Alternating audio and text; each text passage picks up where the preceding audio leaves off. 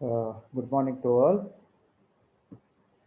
all. Let we discuss about very interesting and versatile and a very important family called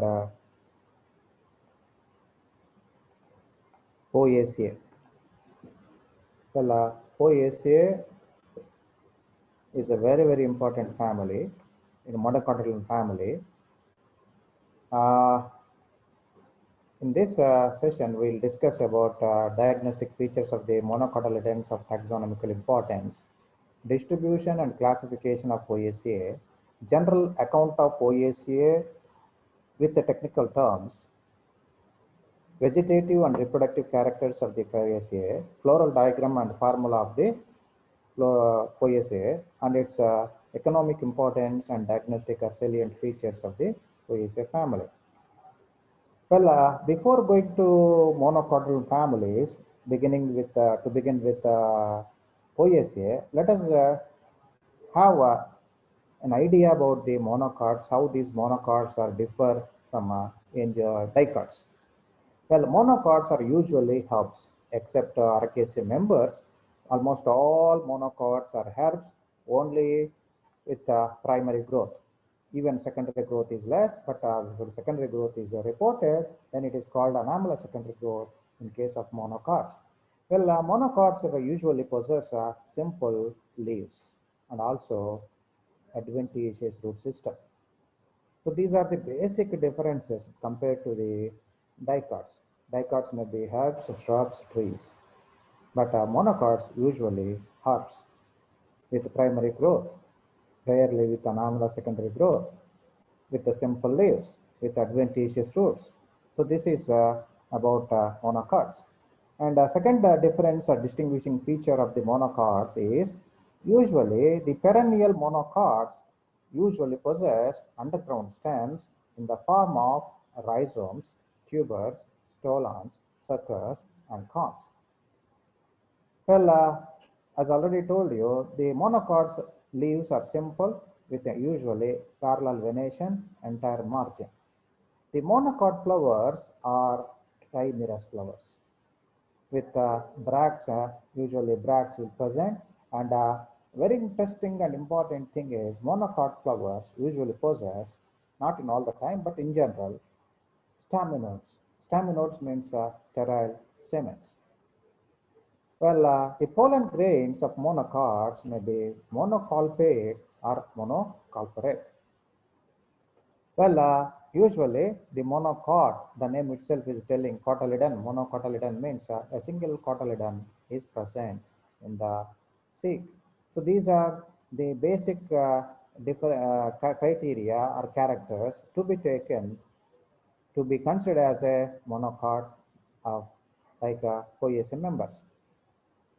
Well, Poaceae, previously it is known as Gramineae because of grass family. But Barnhart, as per ICVN rules, the name of the family should be based on the genus name. Therefore, it is based on the Poa genus. It has been coined as Poaceae. And Poaceae is fourth largest in terms of genera and species, most economically important, cosmopolitan in distribution, monocotyledon family, and it is a family of grasses. Well, these grasses are distributed right from polar region to the tropical region. And please remember, 25% of the world vegetation is occupied by the grasses in the form of wild steppes, pampas, prairies, savanna, sholas, wells. So this is all grass vegetation of different grasses. Well, it is having 900 genera and 11,000 species according to a famous taxonomist, Takhtajan. Well, the basic chromo number is not constant, but it is variable in this family, which is ranging from 2 to 23. Well, agrostology is a branch of study of grasses.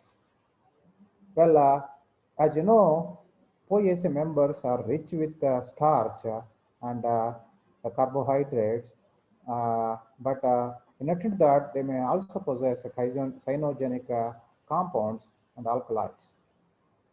Well, according to Engler and Prantl, POACA belongs to division embryophyta siphonogamma. That means it is having embryo and fruit siphon, and therefore it is known as embryophyta siphonogamma, and it belongs to subdivision, in fact, angiospermae, flowering plants, and fruit-bearing plants, and class monocotyledonae. See, single cotyledon in the fruit, sorry, in the seed, and order Glumiflorae. So order Glumiflorae in the sense glooms. The flowers, bract-bearing flowers, are called glooms, and therefore this comes under the order Glumiflorae. So now let us discuss some of the important genera. As I told you, Pova is the type specimen of the family Poaceae, which is having 500 species like Pova alpina. Well, Aristida, it is also a very large genus with 330 species. Panicum, Panicum is also white glass is there, edible Panicum miliaceum, which gives us a same. That is 450 species are there. Bambusa, that is bamboo, which is having 125 species. Paspalum is also a wild both cultivated are there. 350 species are there. Sporobolus, wild grass it is. Ceteria, 100 species, where we have foxtail millet called uh, Ceteria italica, that is known as in Kannada Navene. So Arundinaria, solid bamboo is having 50 species, Floris wild grass, Digitaria wild grass, Avena oats, Dendrocalamus also a type of bamboo, Oryza sativa, as you all know, Triticum is also very, very important one, Ordium also very important, Erocrastis, wild grass, sorghum bicolor is the edible one, and Eleusine Karakana, which is a very, very important so far as South Karnataka is concerned, called Ragi, Eleusine Karakana. And then Penicetum, that is a pearl millet species is there, Penicetum typhoides, even wild grasses are also there, Gia maize, that is the that is maize. We have Simbapogan, that is Karke Hullu, what you call in Kannada, Simbapogan, sorry, Simbapogan is Kasi Hullu antivi. This is also there, and then Cynodon is a Greco Hullu, and then Secarum officinarum, that is sugar cane, and Secal cereal is derived. So these are some of these, this one what we have. Now let us go to the detailed vegetative and reproductive characters of the family Poaceae. So this is the diagram where you can see this is the soil which is having advantageous root system, and some yellow color senescent leaves are there. This is a, you can see there is no branch, simply a cylindrical erect green structure is growing, means it is herbaceous structure. These are the leaves. Leaves are also, you can see, alternately arranged, but you can see we are not able to see the internodal regions, only we can see the leaf surface through the stem, and you can see this is the an axis of inflorescence, terminal inflorescence with yellow color clusters. This is called spikelets. So this is a mature leaf, and you can see intercalary meristem is also present. Herbaceous plants, almost all grasses are herbaceous plants except bamboo. So you can see this type of different one. So if you come to the habit and habitat, as I told you, they are annual or perennial grasses. Sometimes they become woody and attain large size, as in case of bambusa, uh, bambusa arundinaceae. There are so many species are there. Well, the root system is always adventitious or fibrous root system, often with mycorrhizal associations, endomycorrhizal associations. Well, from the basal nodes, even stilt roots may arise to give extra mechanical support to the tall grasses. So, like in GMAs. So, this is, they are present, as I already told you, they are everywhere. They are in tropical region, subtropical region, temperate region. They are there from terrestrial forms, even aquatic forms are as well. So this is the nature of the distribution of the Poaceae members. Now you look at this here. This is the stem nature. This is the leaf margin nature. This is the arrangement of the leaves, and this is the nodes and internodes. You can see usually almost all grasses, whether it is herbaceous or woody in nature, they are having unbranched as a jointed stem, herbaceous stem called a culm. So culm is a unbranched, distinct, unbranched, jointed herbaceous stem is called. There is one more term which very close to this one called cordex. Cordex is a unbranched, not a distinct nodes and internodes, but it is a woody stem which is present in the family Palmae or Acacia, that is coconuts. So coconut stem is Caudex, Caudex, whereas this grass herbaceous stem with the jointed nodes and internodes is called culm. Well, this culm may be erect or toasted, mostly with fistular or hollow internodes, and nodes are always prominent and they are solid. So, in addition to these erect aerial stems, we may also have rhizomes, suckers, runners, stolons in case of perennial grasses. So, this is the picture where you can see different nature of this one. This one we are going to discuss here in the leaf. So this is what we are going to do. Leaves are also very interestingly arranged. As I told you, the leaves are usually exstipulate. They don't have stipules. They are sessile, means they lack a petiole, but except in bambusa where we have small petiole. Well, even some people say it is a false petiole or pseudo petiole. Well, the leaves all the time, simple leaves, their arrangement is distichous. Distichous means they are present in only in one plane of axis with alternate leaves, and this is called distichous. Almost all leaves are possessing different types of ligule. So ligule, as we studied here, so this is the nature of the ligule. Ligule is usually present between leaf sheath and lamina or blade. That is what you call ligule. Please keep in mind entire angiosperm, so ligule is usually present in Poaceae members. So ligule, distichous ligulate leaf bases forming a tubular sheath, and generally the leaves are simple, linear to lanceolate, margin is entire, surface is rough because of silica deposition, and with parallel venation and bifacial leaves. Well, ligule is at the junction of the sheath and blade. Leaves are similar linear to lanceolate, as I told you. And presence of, if you take the section of the leaf, we have some specialized large epidermal cells, and those are called bulliform cells, which are involving in the rolling of the leaf to avoid transpiration, and stomata are graminaceous type. So this is about the nature of the leaves, arrangement of the leaves, texture of the leaves, what you call venation of the leaves of the Poaceae. Well, now come to the reproductive characters, in which very interesting and highly versatile one is the inflorescence. Well, inflorescence of a grass or any Poaceae member is called spikelet. Well, spikelet means spike-like. Spike-like inflorescence is present, and therefore it is known as spikelet. And these spikelets are further arranged. You can see this is one spikelet, this is another spikelet, and here also you can see these are each one is having spikelet. Spikelet is the cluster of small grass flowers called grass florets. Well, these grass florets are further condensed into different types of what you call compound inflorescences, namely what you spikes. This is a panicle, this is a spike, and these two are very, very common, and therefore they are called as spikelet. So they are arranged in racemes, panicles, or spikes as secondary structures.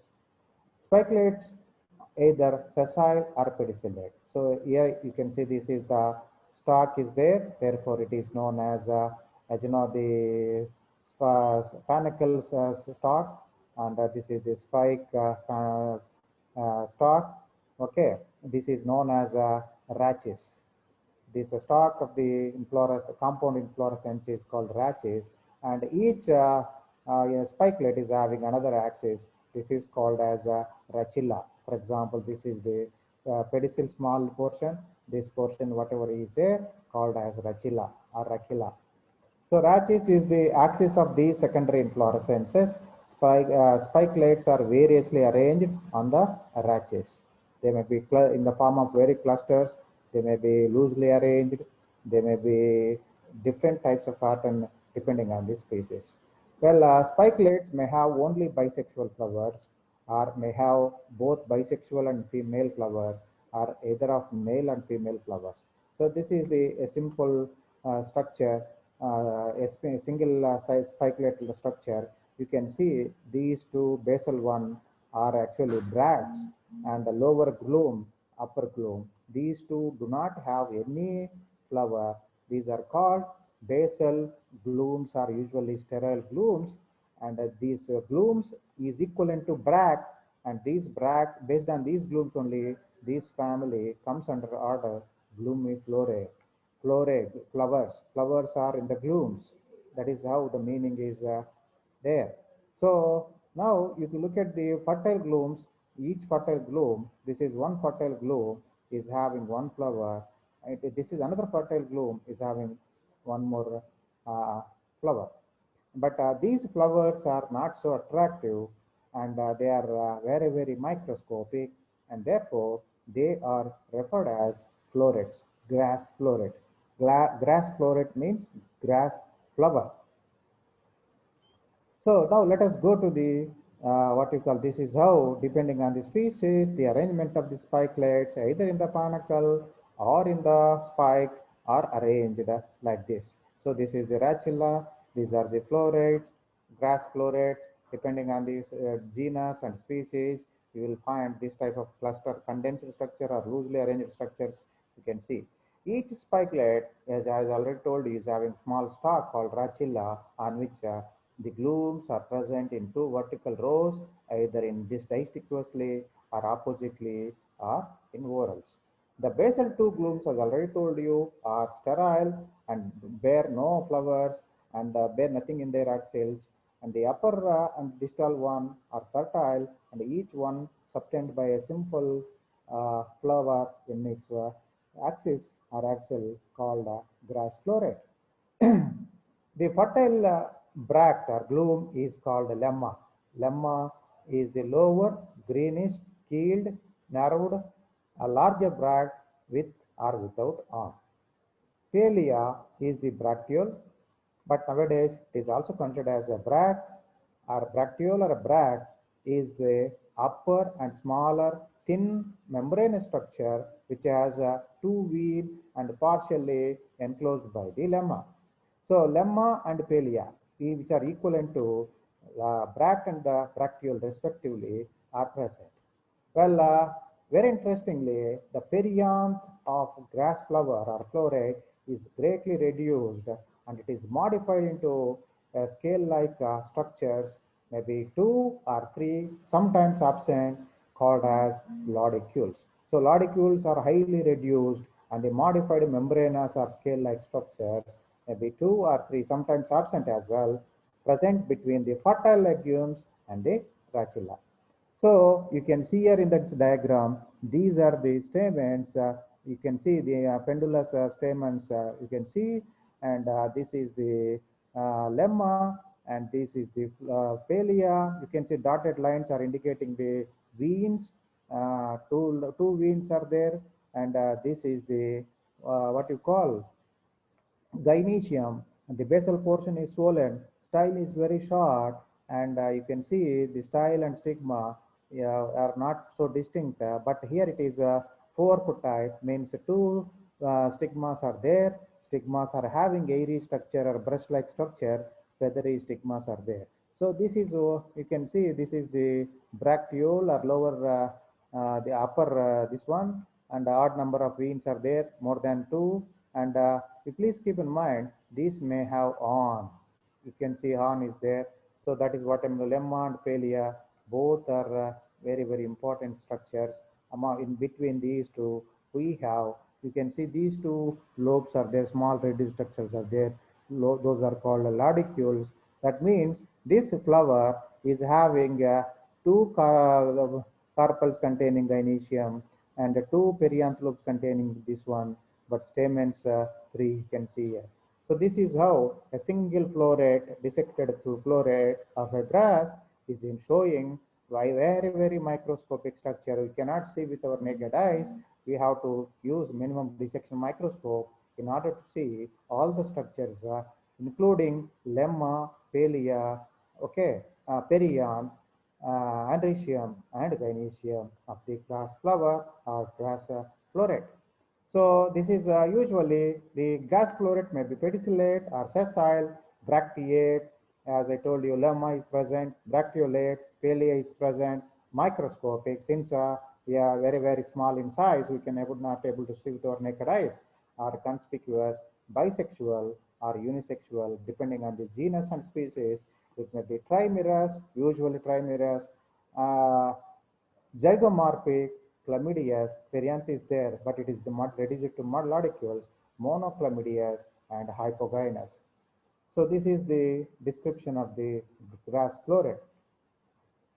So already we have discussed the perianth is highly modified into lodicules, reduced to scale leaves with 2, 3, 1 lodicule will present, sometimes absent as I told you in case of Dendrocalamus strictus. So this is about the two perianth lobes, two lodicules, three lodicules, or one lodicule, or sometimes it may be completely absent. So now let us go to the andrecium. Well, andrecium is also showing very interesting features. Stamens are maybe three if it is a trimerous flower, maybe six, multiples of three, like in Voracea sativa, rarely one. And as I already told you, monocots usually possess sterile stamens as well as along with fertile stamens. These are called staminodes, are usually present in the grass florets. Well, the stamens are not attached to anyone, therefore they are free, called polyandrous. Their arrangement is not either extrorse or introrse, they are laterals, means they are laterally facing, not a lateral face. The opening, descending opening is lateral due to the wind pollination, they are laterals, and the stamen filaments are very, very weak, and therefore they are pendulously hanging. Therefore, the stem filaments of the stamens are called filiform in nature. Anthers are dipicous, and the arrangement of the anther lobes may be versatile or dorsifixed. Well, the pollen of the grasses is very, very small, very microscope, ultra microscopic, and they are monoporate and three-celled stage. So this is about the andrecium. Now come to the gynecium. Well, gynecium may be bicarpellary or tricarpellary. In the just while diagram here we have seen, it is presuming that it is bicarpellary because two stigmas are indicating that the gynecium is made up of two carpels, bicarpellary structure. Since it is a syncarpus, bicarpellary syncarpus, superior ovary because the flower is hypogynous, and some maybe tricarpellary, and people say sometimes it is monocarpellary as well. Uh, Bicarpellary, tricarpellary syncarpus, unilocular superior ovary with a single anatropous ovule on basal placentation. Well, styles may be two or three, and the stigma is a very interesting and characteristic feature of the family called feathery stigma. Well, a very interesting feature is the fruit. Fruit is called caryopsis. In other words, green. It is a small, simple, dry, indehiscent, one-seeded fruit where the fruit coat is fused with the seed coat, and it is rich with endosperm. That endosperm we are using as a carbohydrate-rich powder in order to prepare rotis and rice and everything. So this is the diagram which is showing it is a maize seeds, may not seeds, fruits. As I told you, Caryopsis is a small one-seeded fruit where the fruit coat is fused with the seed coat. And if you look at the sectional view, the where is this is funiculus, this is the seed, this is the seed coat fused with this pericarp, and that is why we will get one-seeded fruit where we are unable to distinguish the seed coat and fruit coat called as Caryopsis. So now let us come to the floral diagram. Here we have taken, as you know, bamboo floral diagram. So this is the Palea and this is the lemma. Lemma is the bract, Palea is the bracteole. Both are in implicate arrangement. The lemma is a larger size. Even this is also a very conspicuous structure. But the laudicules are perianth. Here three lobes are there, are greatly reduced. Okay, and inside this we have six fertile stamens are there in case of bamboo, and this is the TS of the ovary and a single ovule on basal placentation. Well, here also you can see we are representing like this. You can also represent like this. So both are zygomorphic. Please keep in mind both are zygomorphic. No question of actinomorphic. So this is also zygomorphic flower, but this is the lemma and this is the palea, and these two are indicating sterile legumes or glutes. Sorry, sterile glutes. So that is these are fertile. This is a fertile glume, and these two are sterile glumes, and this is the axis. So that is how you can represent as well. So floral formula of the Poaceae members or family is bract is there in the form of lemma, bracteole is also there in the form of palea, and it is a zygomorphic flower, maybe usual, maybe bisexual or rarely unisexual, but here represented since here the diagram is bisexual. Bisexual I have seen, perianth is there in the form of laudicules, maybe two or three or one, and androecium, that is the stamens, maybe 3, 6, 1, as well as staminals. So gynoecium is superior, ovary is superior with bicarpellary syncarpus or tricarpellary syncarpus, unilocular ovary, single ovule on basal placentation. So this is about the vegetative and reproductive characters of the family Poaceae. Now come to the economic importance. So this family is known for carbohydrate-rich food for food and fodder to the man and his livestock. So what all we are eating, carbohydrate-rich cereals and millets, that is triticum, istivum, Oryza sativa, Gia maize, Hordeum vulgare, Avena sativa, Secale cereal, Eleusine coracana, Panicum miliaceum, Ceteria italica, Penicetum glaucum, Paspalum subcorbiculatum, still many more are there as a food in the form of cereals and millets. And fodder for domestic animals, so many wild grasses are there, cultivated grasses also we are using as a fodder for animals, that is among these Agrostis alba, Bromus inermis, Cynodon dactylon, Penicetum purpureum, and others. In case of paper industry, also high quality paper we are preparing, in fact, using the leaves as well as stem portion of some grasses that is called Ampelodesma tenax, Eulalopsis bainata, Stipa tenacissima. So these are the three important grasses we are using for producing high quality paper. Well, as you all know, all sugar, most of the sugar is extracted either from beetroot in European countries, but in India, we are extracting, in fact, India is one of the largest producer of sugar cane as well as sugar. It is from Saccharum officinarum. Well, we are also using some of the members of Poaceae as a building material like bambusa, dendrocalamus, gadua, and gynerium. So we are also preparing so many beverages, alcoholic beverages like sage from Oryza sativa, whiskey from Hardium vulgare, Gia maize, Secale cereal, and Saccharum officinarum, especially the molasses is being used. And we are also extracting some aromatic perfumes, especially oils from Cymbopogon citratus, that is called citrus grass or lemon grass, what you call Cymbopogon martini, Cymbopogon nordus, and Vetiveria joinoides. All these grasses being extracted in order to produce aromatic perfumes. And some grasses, lawn grasses might have we studied. Cymbopogon is a lawn grass, bamboos and others also we are using growing as ornamentals. Now finally come to the cell diagnostic features or salient features of this family, and these are annual or perennial herbaceous grasses. Stems are herbaceous, cylindrical, jointed with the distinct nodes and internodes. Nodes are always solid, internodes are fistular or hollow, and stem is unbranched. That is known as culps.